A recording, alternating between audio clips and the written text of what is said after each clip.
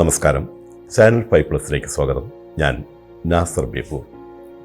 സബീന ഗാദിയോ എഴുതിയ camera chronicles of Homai വ്യാരവല്ല എന്ന പുസ്തകം യാദൃച്ഛികമായാണ് വായിക്കാനിടയായത്.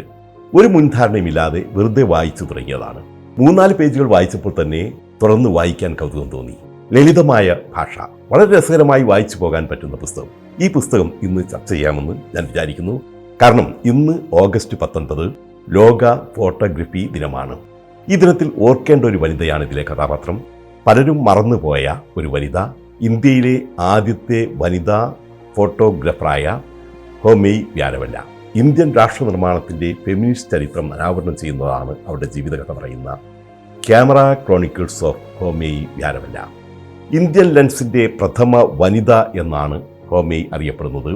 1913 ഡിസംബർ 9 ഗുജറാത്തിലെ നവസാരിയിലെ ഒരു പാഴ്സി കുടുംബത്തിലാണ് ഹോമി ജനിച്ചത്. എങ്കിലും വ്യാരവല്ലയിലാണ് അവർ തൻ്റെ കുട്ടിക്കാലം ചെലവഴിച്ചത്. പിതാവ് ഹാത്തിറാം ട്രാവലിംഗ് തിയേറ്റർ കമ്പനിയുടെ ഉടമയായിരുന്നു. സഞ്ചരിക്കുന്ന സിനിമാ പെട്ടിയുമായി അദ്ദേഹം ഗ്രാമങ്ങളിൽ നിന്നും ഗ്രാമങ്ങളിലേക്ക് സഞ്ചരിച്ചു. കൂടെ കുടുംബത്തെയും കൂട്ടി. അക്കാലത്ത് ഇന്ത്യയിൽ പെൺകുട്ടികൾ അക്ഷരം പഠിക്കുന്ന പതിവില്ല. പക്ഷെ പാഴ്സികൾ അന്നേ വിദ്യാഭ്യാസത്തിന് മുന്തിയ പരിഗണന നൽകുന്നവരാണ്. അന്ന് അവിടെ വിദ്യാലയത്തിൽ ആകെ 6-7 കുട്ടികൾ മാത്രമാണ് പഠിച്ചിരുന്നത്. അതിൽ തന്നെ 8ാം ക്ലാസ് പൂർത്തിയാക്കിയത് ഹോമി എന്ന പെൺകുട്ടി മാത്രമായിരുന്നു. വയസ്സറിയിച്ച പെൺകുട്ടികൾ ക്ലാസ്സിലിരിക്കുന്നതിന് അധ്യാപകർ പോലും എതിരായിരുന്നു. അവർ പല നിലയ്ക്കും അവളെ അപമാനിച്ചു, പഠിപ്പിൽ നിന്നും പിന്മാറാൻ പ്രേരിപ്പിച്ചു. മാസമുറയുള്ളപ്പോൾ ക്ലാസ്സിൽ വരരുത് എന്ന് മുന്നറിയിപ്പ് നൽകി. ആർത്തവ സമയത്ത് ക്ലാസ്സിൽ വരുന്നുണ്ടോ എന്ന് അധ്യാപകർ പ്രത്യേകം പരിശോധിക്കുക കൂടി ചെയ്യുമായിരുന്നുവെന്ന് ഹോമി പിന്നീട് വേദനയോടെ ഓർമ്മിച്ചെടുക്കുന്നുണ്ട്. പഠിക്കാൻ പോകുന്ന പെൺകുട്ടികളെ ഗ്രാമീണ സ്ത്രീകൾ ഒരഴിഞ്ഞാട്ടക്കാരിയെപ്പോലെ അവജ്ഞയോടെയാണ് നോക്കിയത്. അവളുമായി കൂട്ടുകൂടരുതെന്ന് ആൺകുട്ടികളെ വിലക്കി. ഇന്ത്യൻ സ്ത്രീകൾ ഒരു കാലത്ത് അനുഭവിച്ചിരുന്ന പീഡനങ്ങളുടെയും യാതനകളുടെയും അവഗണനകളുടെയും അസമത്വത്തിൻ്റെയും എല്ലാം നേർചിത്രമാണ് ഹോമിയുടെ കുട്ടിക്കാലത്തെ ജീവിതം. പക്ഷേ പൂർണ്ണ പിന്തുണയുമായി ഒരാളുണ്ടായിരുന്നു, കാമുകൻ മനേക്ഷ ജംഷഡ്ജി. 13ാം വയസ്സിലാണ് ഹോമി മനേക്ഷയെ പരിചയപ്പെടുന്നത്. അത് പെട്ടെന്ന് തന്നെ ഒരു പ്രണയമായി മാറി. അക്കാലത്താണ് കുടുംബം ബോംബെ, ഇന്നത്തെ മുംബൈയിലേക്ക് താമസം മാറുന്നത്. മക്കളുടെ വിദ്യാഭ്യാസം കൂടി കണക്കിലെടുത്തുള്ള ഒരു കുടിയേറ്റമായിരുന്നു അത്. പിതാവ് മകളെ ബോംബെ യൂണിവേഴ്സിറ്റിയിലും സർ ജെ സ്കൂൾ ഓഫ് ആർട്സിലും ചേർത്ത് പഠിപ്പിച്ചു. വ്യാരവലക്കാരൻ തന്നെയായ കാമുകൻ മനേക്ഷ ജംഷഡ്ജിയെ വിവാഹം കഴിച്ചതാണ് ഹോമിയുടെ ജീവിതത്തിൽ വഴിത്തിരിവാകുന്നത്. ടൈംസ് ഓഫ് ഇന്ത്യ പത്രത്തിലെ അക്കൗണ്ടന്റായിരുന്ന മനേക്ഷ അവിടെ ഫോട്ടോഗ്രാഫറുടെ ജോലിയും ചെയ്തിരുന്നു. ഭർത്താവിൽ നിന്നാണ് ഹോമി ഫോട്ടോഗ്രഫിയുടെ ബാലപാഠങ്ങൾ പഠിച്ചെടുക്കുന്നത്. പെട്ടെന്ന് തന്നെ ഭർത്താവിനേക്കാൾ മികച്ച ഫോട്ടോകൾ ഹോമി എടുത്തു തുടങ്ങി. പക്ഷെ അവയെല്ലാം പ്രസിദ്ധപ്പെടുത്തിയിരുന്നത് ഭർത്താവ് മനേക്ഷയുടെ പേരിലായിരുന്നു. അതൊരു കണക്കിന് അവർക്ക് ഗുണകരവുമായിരുന്നു. വ്യാരവല്ലയുടെ വാക്കുകളിൽ പറഞ്ഞാൽ അക്കാലത്തെ ആളുകൾ തികച്ചും യാഥാസ്ഥിതികരായിരുന്നു. സ്ത്രീജനങ്ങൾ വീടിന് പുറത്ത് ചുറ്റിക്കറങ്ങുന്നത് അവർക്ക് സഹിക്കാനാവുമായിരുന്നില്ല. സാരി ഉടുത്ത് ക്യാമറയും തൂക്കി ഒറ്റയ്ക്ക് നടക്കുന്ന എന്നെ ഒരു വിചിത്ര ജീവിയെപ്പോലെയാണ് അവരെല്ലാം നോക്കിയത്. തുടക്കത്തിൽ അവർ കരുതിയത് ഞാൻ ക്യാമറയുമായി വെറുതെ അങ്ങനെ ചുറ്റിക്കറങ്ങുകയാണെന്നാണ്. ഇക്കാലത്താണ് 2ാം ലോക മഹായുദ്ധം പൊട്ടിപ്പുറപ്പെടുന്നത്. പ്രയാസമേറിയ ഈ കാലഘട്ടത്തിലാണ് വ്യാരവല്ല ഒരു പ്രസ് ഫോട്ടോഗ്രാഫറായി ഔദ്യോഗികമായി രംഗത്ത് വരുന്നത്. 1930കളിൽ മുംബൈ ആസ്ഥാനമായുള്ള ദി ഇല്ലസ്ട്രേറ്റഡ് വീക്കിലി ഓഫ് ഇന്ത്യയുടെ പ്രസ് ഫോട്ടോഗ്രാഫറായി ഹോമി വ്യാരവല്ല നിയോഗിക്കപ്പെട്ടു. ഇന്ത്യയിലെ ആദ്യത്തെ വനിതാ ഫോട്ടോഗ്രാഫർ. S രാമനായിരുന്നു ചീഫ് എഡിറ്റർ. ഒരു വനിതയെ പ്രസ് ഫോട്ടോഗ്രാഫറാക്കുന്നതിന് അദ്ദേഹത്തിന് വലിയ താല്പര്യമൊന്നും ഉണ്ടായിരുന്നില്ല. ഒരു സ്ത്രീ എന്ന നിലയിൽ ഒരു വിട്ടുവീഴ്ചയും പാടില്ലെന്ന് സഹപ്രവർത്തകർക്ക് അദ്ദേഹം താക്കീത് നൽകിയിരുന്നു. പക്ഷേ വ്യാരവല്ലയുടെ ബ്ലാക്ക് ആൻഡ് വൈറ്റ് ഫോട്ടോകൾ പെട്ടെന്ന് തന്നെ ജനശ്രദ്ധയെ ആകർഷിച്ചു. അവരുടെ മിക്ക ഫോട്ടോകളും ഡാൽഡ 13 എന്ന തൂലികാനാമത്തിലായിരുന്നു പ്രസിദ്ധീകരിച്ചിരുന്നത്. പക്ഷെ കഴിവുള്ളവർ ഏത് തടസ്സങ്ങളും തട്ടി നീക്കി മുന്നോട്ട് വരിക തന്നെ ചെയ്യും. പിറകിലൂടെ തടസ്സങ്ങൾ ഒരുക്കുന്നവർ തട്ടി നീക്കപ്പെടുകയും ചെയ്യും. അത് കാലത്തിൻ്റെ ഒരു നീതിശാസ്ത്രമാണ്. ഇവിടെയും അത് തന്നെ സംഭവിച്ചു. വളരെ പെട്ടെന്നാണ് ദേശീയ തലത്തിൽ തന്നെ വ്യാരവല്ല അംഗീകരിക്കപ്പെട്ടത്. ഒരു സ്ത്രീ എന്ന നിലയിൽ ഏറെ പരിമിതികളുടെ നടുവിലായിരുന്നു വ്യാരവല്ല. അക്കാലത്ത് സ്ത്രീകൾ ജോലി ചെയ്യുന്നത് അപൂർവമായിരുന്നു. തൻ്റെ ജോലിയും വീട്ടുജോലികളും ഒരുമിച്ച് കൊണ്ടുപോകാൻ അവർ ഏറെ പ്രയാസപ്പെട്ടു. ഒരേ സമയം അവർ ഒരു നല്ല വീട്ടമ്മയും നല്ല ഫോട്ടോഗ്രാഫറുമായിരുന്നു. ഭർത്താവും ഭാര്യയും ജോലി ചെയ്യുന്നു. എന്നിട്ടും ദാരിദ്ര്യമായിരുന്നു അവരുടെ പ്രധാന പ്രശ്നം. ബോംബെയിലെ ഒരു ഫ്ലാറ്റിലെ ഇടുങ്ങിയൊരു മുറിയിലായിരുന്നു ജീവിതം. പറക്കമുറ്റാത്ത മകനെ നോക്കണം, വീട്ടുജോലി എടുക്കണം.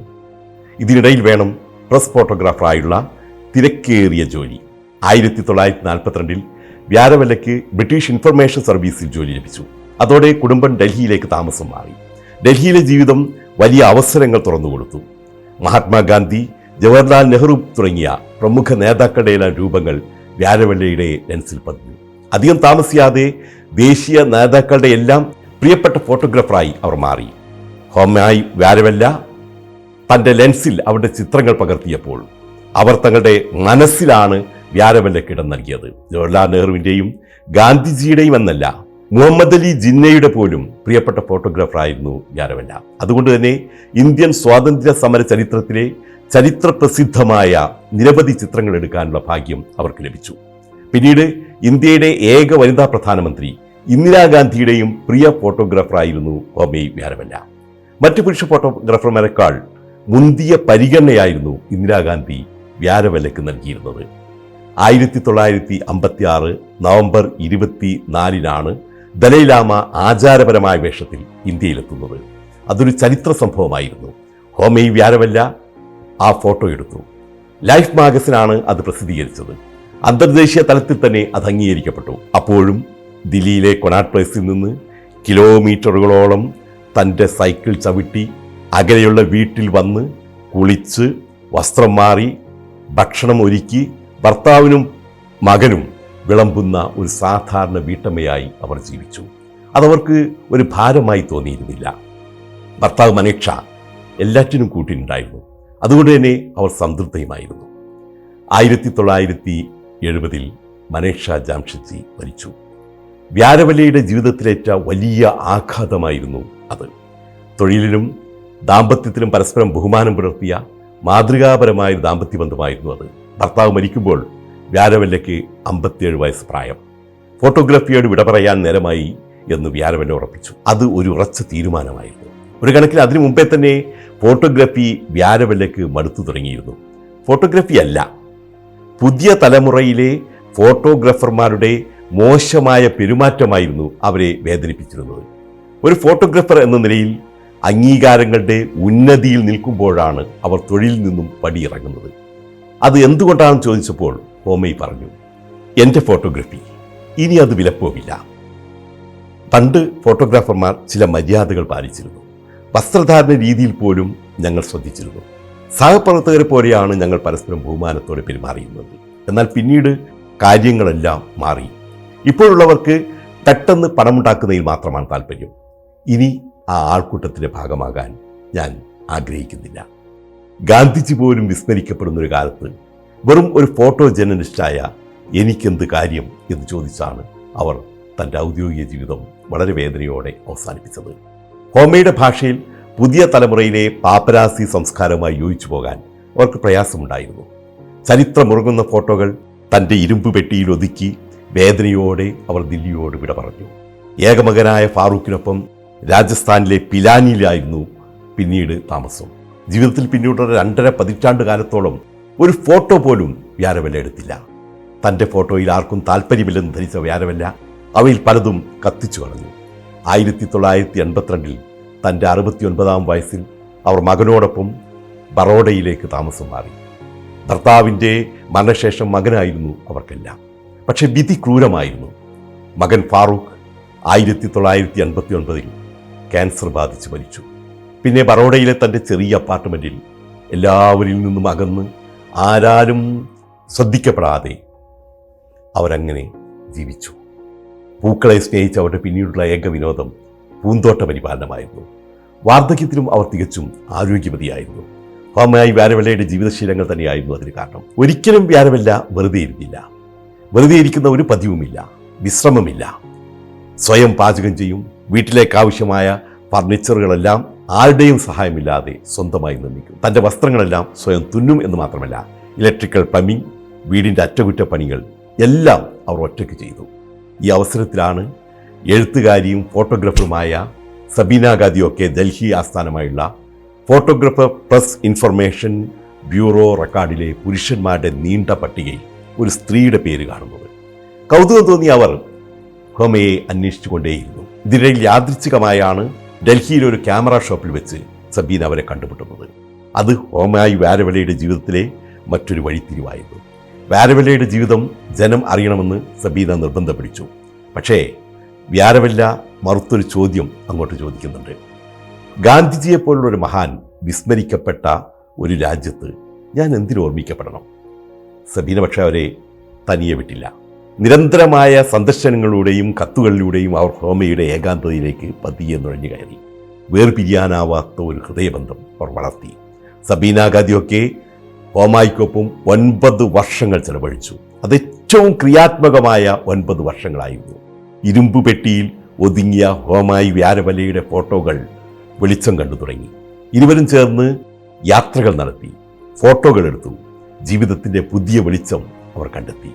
അവർ ഒരുമിച്ച് ഒരു ഡോക്യുമെൻ്ററി നിർമ്മിച്ചു. 1997 3 വിമൻ ആൻഡ് എ ക്യാമറ, ഹോമായി വ്യാരവല്ലയുടെ ജീവിതം അനാവരണം ചെയ്യുന്ന ചിത്രം. ഇതോടെയാണ് വ്യാരവല്ല വീണ്ടും ശ്രദ്ധിക്കപ്പെട്ടു തുടങ്ങിയത്. ഇന്ത്യയിലെ വൻ നഗരങ്ങളിൽ ഹോമായി വ്യാരവല്ലയുടെ ഫോട്ടോകളുടെ പ്രദർശനം നടന്നു. രാഷ്ട്ര നിർമ്മാണത്തിൻ്റെ ഐതിഹാസിക നിമിഷങ്ങളുടെയും അവയുടെ ശില്പികളുടെയും ഫോട്ടോകൾ. പ്രദർശന വേദികളിലെല്ലാം വ്യാരവല്ല ഒരു പൂമ്പാറ്റയുടെ ചുറുചുറുക്കോടെ പാറി നടന്നു. അതവർക്ക് പുതിയ ഊർജം പകർന്നു. 2008 96 വയസ്സിൽ ഹോമായി തൻ്റെ ആദ്യ വിദേശയാത്ര നടത്തി. പാശ്ചാത്യ രാജ്യങ്ങളിലെ സ്ത്രീകൾ അനുഭവിക്കുന്ന സ്വാതന്ത്ര്യവും സന്തോഷവും അവർ കണ്ടറിഞ്ഞു. അതവരെ വിസ്മയിപ്പിച്ചു. ഡൽഹി ആസ്ഥാനമായുള്ള അൽക്കാസി ഫൗണ്ടേഷൻ ഫോർ ദ ആർട്സിന് വ്യാരവല്ല തൻ്റെ ഫോട്ടോഗ്രാഫുകളുടെ ശേഖരം സൗജന്യമായി നൽകി. തുടർന്ന് നിരവധി പുരസ്കാരങ്ങളും അംഗീകാരങ്ങളും അവരെ തേടിയെത്തി. ഹോമായി ഒരിക്കലും അംഗീകാരങ്ങൾക്ക് പിറകെ പോയില്ല. അംഗീകാരങ്ങൾ അവരെ തേടിയെത്തുകയായിരുന്നു. പക്ഷെ അവർ അപ്പോഴും പറയുമായിരുന്നു, ഞാൻ റോബിൻസൺ ക്രൂസോയെ പോലെയാണ്. എൻ്റെ ദ്വീപ് ബറോഡയിലെ എൻ്റെ വീടാണ്. അതെ, അവർ സ്വതന്ത്രയായി ജീവിച്ചു. ചെടികളെയും പൂക്കളെയും സ്നേഹിച്ച് 98 വയസ്സ് വരെ. 2011 ഡിസംബർ 9 അന്ന് ഹോമയുടെ 98ാം ജന്മദിനമായിരുന്നു. പിറന്നാൾ ദിനത്തിൽ അതിഥിയായി എത്തിയത് സബീന മാത്രം. ഹോമയോടൊപ്പം ചെലവഴിച്ച ഏറ്റവും മനോഹരമായ ദിനങ്ങളായിരുന്നു അതെന്നാണ് സബീന പിന്നീട് ഓർത്തെടുക്കുന്നത്. അന്ന് ഹോമായി സബീനയോട് പറഞ്ഞു, എൻ്റെ ദേഹം തകർന്നൊരു വീടാണ്, പക്ഷെ അതിനുള്ളിൽ ജീവിക്കുന്ന ഞാനിപ്പോഴും ചെറുപ്പമാണ്. അതെ, ആ ചെറുപ്പം മനസ്സിൽ കാത്തു സൂക്ഷിച്ചത് തന്നെയാണ് ഒരു യുവതിയെപ്പോലെ 98 വയസ്സ് വരെ അവരെ ആരോഗ്യത്തോടെ നടത്തിച്ചതും ജീവിപ്പിച്ചതും. വാർദ്ധക്യത്തിൻ്റെ ആവശ്യതയിൽ പ്രിയ കൂട്ടുകാരി സബീനയ്ക്ക് അവർ എഴുതി, സബീന, ദിവസങ്ങൾ കഴിയും തോറും ജീവിതം കൂടുതൽ ദുസ്സഹമായിക്കൊണ്ടിരിക്കുന്നു. ഞാൻ രക്ഷപ്പെടാൻ ആഗ്രഹിക്കുന്നു. ഊഷ്മളമായ ആലിംഗനം. 2012 ജനുവരി 15 ഒരു നറുവും ചിരിയോടെ ഹോമായി വ്യാരവല്ല ഈ ലോകത്തോട് വിട പറഞ്ഞു. രാജ്യം എല്ലാ ബഹുമതികളോടെയുമാണ് അവരെ യാത്രയച്ചത്. തൻ്റെ പുസ്തകത്തിൽ ഉറ്റകൂട്ടുകാരിയായിരുന്ന സബീന എഴുതി, എനിക്ക് അറിയാവുന്ന ഹോമായി വ്യാരവല്ല ഒരിക്കലും വാർദ്ധക്യം ബാധിക്കാത്ത ഒരു യുവതിയാണ്. സാധാരണ ജീവിതം നയിച്ച അസാധാരണയായ ഒരു വനിത. എന്നും അവരുടെ ഓർമ്മകൾ എന്നോടൊപ്പം ഉണ്ടാകും. സ്ത്രീകളോടുള്ള വിവേചനങ്ങൾക്കെതിരെ ശക്തമായി പ്രതികരിച്ച, അവയെ തന്നാലാവും വിധം പ്രതിരോധിച്ച ഹോമായി വ്യാരവല്ല ജീവിതത്തിൻ്റെ കനൽ വഴികളിൽ പലപ്പോഴും ഒറ്റപ്പെട്ടു പോകുന്ന സ്ത്രീകളോട് പറയുന്നൊരു കാര്യമുണ്ട്, തളരരുത്, ഒരിക്കലും മനസ്സിൽ വൃദ്ധരാവരുത്, അകലെ ഒരു വെളിച്ചം നിങ്ങളെയും കാത്തിരിക്കുന്നു.